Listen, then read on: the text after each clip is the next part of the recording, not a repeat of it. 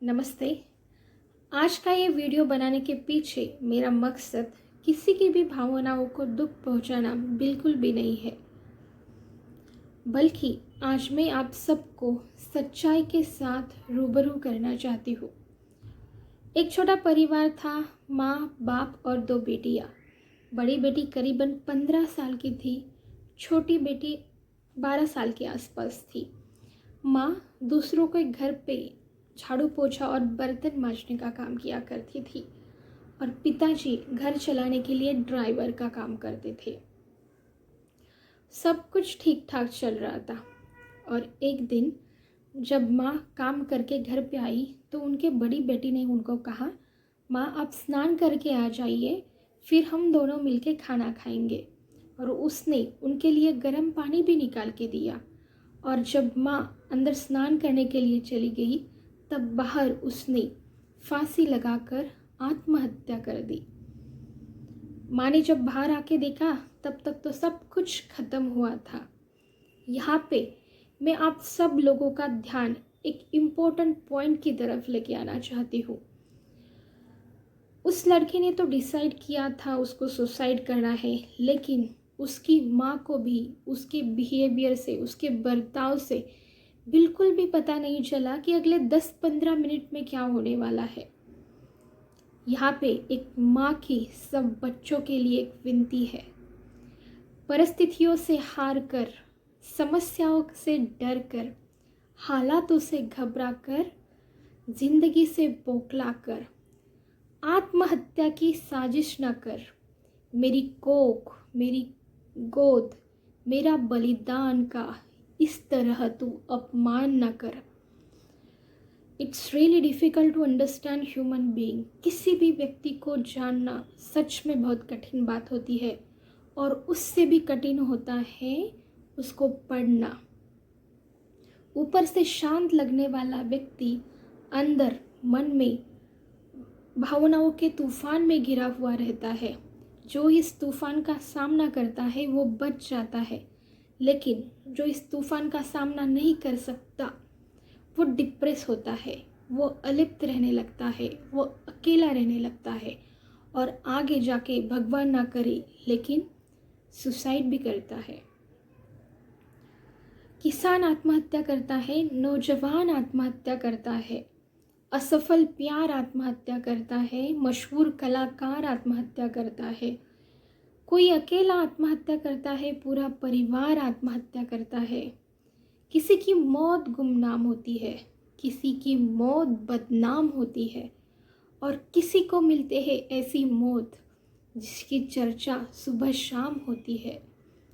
सुशांत सिंह राजपूत का ही एग्जाम्पल लीजिए। उनके पास सब कुछ था, दौलत, शोहरत, नाम, इज्जत, और हाँ, सब कुछ अपने बलबूते पे कमाया था। सब कुछ अपनी कड़ी मेहनत का फल था। पूरी लाइफ में, पूरी करियर में हर एक चीज़ के लिए स्ट्रगल की थी और उसके बाद इतना नाम कमाया था। फिर भी इतने बड़े कलाकार के लाइफ में एक हेल्पलेस सिचुएशन थी। ये हेल्पलेस सिचुएशन हर एक के लाइफ में होती है। हम करना तो बहुत कुछ चाहते हैं लेकिन कुछ नहीं कर पाते और आखिर में सामने सिर्फ एक ही रास्ता दिखाई देता है और वो है सुसाइड का। हमारी लाइफ 3 सर्कल्स के इर्द गिर्द घूमती रहती है। पहला सर्कल वो आपके बहुत नज़दीक है, उसमें सिर्फ आप अकेले हो, उसमें किसी दूसरों के लिए जगह ही नहीं है। वो है आई, मी एंड माई सेल्फ। यहाँ पे कोई झूठ, कोई दिखावा, कोई नाटक नहीं है। जैसी हूँ वैसी हूँ मैं। और यहाँ पे किसी और को इम्प्रेस भी नहीं करना होता, सब कुछ एकदम प्योर होता है। दूसरा सर्कल, ये आपके फ्रेंड्स, फैमिली, रिलेटिव्स, ऑफिस और करियर के रिलेटेड है। यहाँ पे सबसे ज़्यादा आत्महत्या इस सर्कल की वजह से होती है। पति पत्नी में अनबन, सास बहू का झगड़ा, extra marital affairs, family family disputes, उसके बाद कभी कभी फाइनेंशियल क्राइसिस, करियर में ग्रोथ ना होना, फेलियर, बहुत सारे रीजंस होते हैं इसके। और यहाँ पे लोग आपसे एक्सपेक्टेशंस भी बहुत रखते हैं, और इफ़ इन केस अगर आप वो एक्सपेक्टेशन फुलफिल नहीं कर पाते तो मन में एक नेगेटिव फीलिंग आ जाती है, हेल्पलेस लगता है, यूजलेस वाली फीलिंग आ जाती है, और ऑटोमेटिकली आपका मन, आपका माइंड इमोशनल क्राइसिस में इंटर करता है, एक्सपेक्टेशंस फुलफिल नहीं होते, एंड अंत में खुद के साथ ही झगड़ा शुरू होता है, आत्मसंघर्ष शुरू होता है। तीसरा सर्कल, ये बहुत बड़ा सर्कल है, इसमें पूरी दुनिया और पूरा समाज है। यहाँ पे बहुत सारे लोग आपको पहचानते नहीं है, बट जो पब्लिक फिगर है उनको थोड़ा they have to be very careful, क्योंकि थोड़ी भी एक भी गलती उनके इमेज पर डायरेक्ट इम्पैक्ट करती है।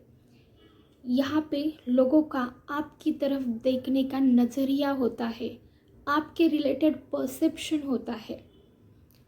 बट ये सर्कल में एक चीज़ बहुत अच्छी होती है, आप आपके अथॉरिटी और पावर से इस सर्कल को कंट्रोल भी कर सकते हो। सो हमारी पूरी लाइफ सिर्फ ये 3 सर्कल्स के इर्द गिर्द ही घूमती रहती है। डॉक्टर शीतल आमटे जी का ही एग्जाम्पल लीजिए, उनका मैंने एक इंटरव्यू देखा था, उसमें वो कह रही थी, जब मैं मेरे मृत्युशैया पे रहूँगी तो मैंने कुछ गोल्स डिफाइन किए हैं, एंड वेरी शॉकिंग, अगर आप वो लिस्ट देखोगे ना, उनके खुद के रिलेटेड तो कुछ भी नहीं था, जो कुछ भी था वो समाज की उन्नति के लिए था। तो आप सोचिए, इतना सेंसिटिव व्यक्ति जब उन्होंने डिसाइड किया होगा सुसाइड करना है, तो उनके मन में कितना कॉन्फ्लिक्ट चल रहा होगा, उनके लिए कितना डिफ़िकल्ट रहा होगा ये डिसीजन लेना। ये सुसाइड को, आत्महत्या को मुझे 2 पार्ट्स में डिवाइड करना है। First pre suicide situation and second one post suicide situation. Pre suicide situation में क्या होता है, नेगेटिव थॉट्स, प्रॉब्लम्स, फेलियर्स, लड़ाई झगड़ा, आत्मसंघर्ष। अगर किसी भी व्यक्ति के मन में कुछ सुसाइड के रिलेटेड थॉट्स आ रहे हैं, सुसाइड करने का कोई भी सोच रहा है, तो आपको आपकी लाइफ में थोड़ा ब्रेक लेना चाहिए, थोड़ा पॉज लेना चाहिए। क्योंकि आप ही बोलिए, कोई भी व्यक्ति सुसाइड क्यों करता है? एक तो उसको उसके करंट सिचुएशन से दूर जाना होता है, या अदरवाइज उसके भी जो भी प्रॉब्लम्स है उनका उसको सॉल्यूशन चाहिए होता है।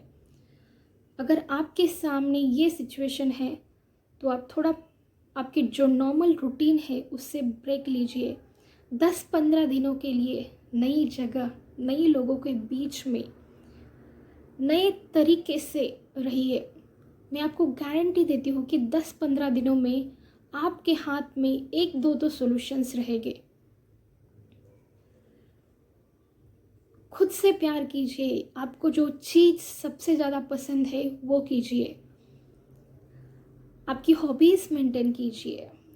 अगर आपके परिवार में, आपके फैमिली में, आपके फ्रेंड सर्कल में कोई ऐसा व्यक्ति है जिसके साथ आपके संबंध अच्छे हैं, जिसके साथ आप बात कर सकते हो, तो जाइए उसके साथ बात कीजिए, आपका दुख उसके साथ शेयर कीजिए।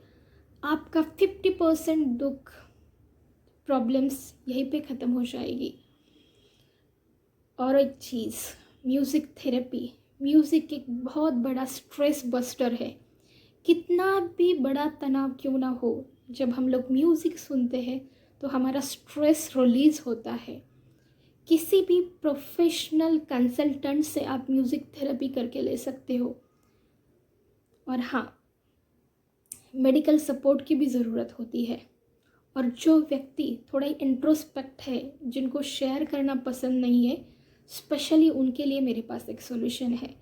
आप डायरी मेंटेन किया कीजिए, डायरी में लिखा कीजिए, क्योंकि क्या होता है जब हम लिखते हैं तो हमारा मन थोड़ा हल्का होता है।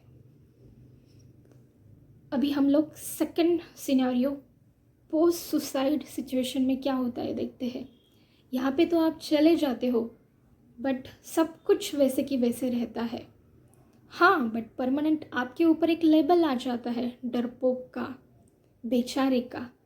तो आप ही सोचिए, आपके बाद आपके नाम के पीछे ये लेबल आने वाला है। और हाँ, आपकी मौत पूरी दुनिया के लिए एक सवाल बन जाती है और इन सवालों का जवाब आपके माता पिताओं को भी देना पड़ता है और उनके ऊपर भी एक लेबल आता है, बेचारे बहुत बुरा हुआ। तो आपको फाइटर बन के जो भी सिचुएशन है उसको फेस करना है, समस्याओं का हल निकालना है या सुसाइड करना है, ये आपकी डिसाइड कीजिए। हमारी ज़िंदगी भगवान का दिया हुआ एक बहुत अनमोल तोहफा है। नया जोश, नई खुशी, नई उमंग, हर रोज़ एक नया दिन, एक नई आशा की उम्मीद में हम लोगों को अपनी ज़िंदगी जीना सीखना चाहिए। दुख कितना भी बड़ा क्यों ना हो, सब्र और संतुलन रखिए, समय आपको हारने नहीं देगा। धन्यवाद।